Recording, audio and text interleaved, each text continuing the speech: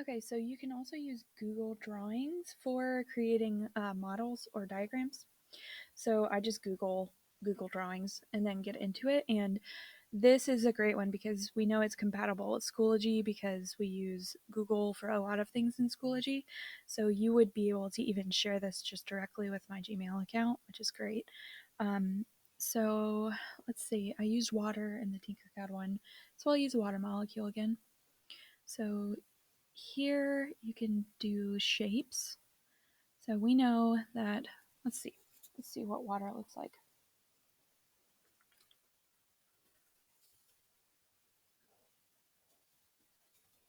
So one of our students said it looks like Mickey Mouse ears, which it kind of does. So I want to show something more like this one though. Oops. So I'm going to go in and find a circle. And again, hold down shift to make that perfectly uh, equal circle instead of a elliptical shape. I'll just do that. And so we've got our oxygen, which is much bigger than hydrogen.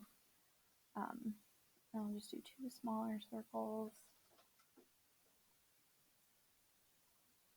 Copy and paste that one so it's the same size.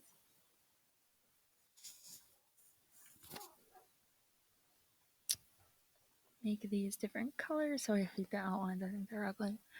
And I want it to be a little bit more of a 3D shape, so I'm going to come in here to the gradient and do that. It just makes it have a more 3D shape. Do the same here. These guys.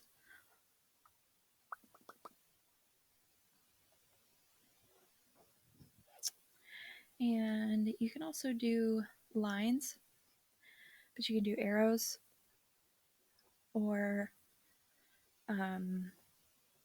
scribbles. Change the line color, the line width, which is nice. But I don't want those there because I'm just trying to do a straight line to show the connection between the hydrogens and the oxygen. So we're going to do a straight line here, thicken that up a little bit so we can see it. Maybe make it gray. Oh, no, you can't even see that, so we'll keep it black. Paste. Oops.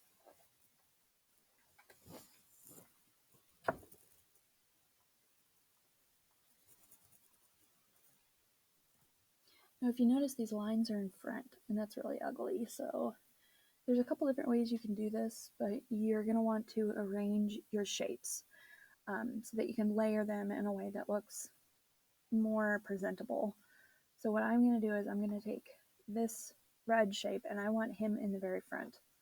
So I'm going to go to arrange and go to order and say bring to front. And you can also do this with the little bond lines by going to arrange, order, send to back. So it works both ways.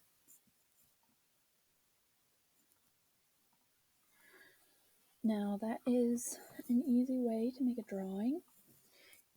Your models are going to have, for any of the models that you do, there's going to be terms and things that you have to label. So let's say I want to make sure that I have these labeled so that Miss Kennedy knows which one is which. I always do this. I always say that's hydrogen. It's not. It's oxygen. My biology students have watched me put hydrogen every single time. It's oxygen. These guys are hydrogen. So we're going to write hydrogen and change up the fonts. It really is up to you. But since there's two of them, I'm going to show an arrow going to that one and to that one. And the arrows are nice. It just makes it look very clean, especially if you're trying to point to a bond or something for my biology students. And also, I guess these kind of look like planets or the sun or something. So it would work very similarly. It would just It's just representing different things, but it works the same way. This one's nice if you don't want to go the full detail of doing a 3D model or an infographic. This is a very simple tool, but very powerful. And that's that.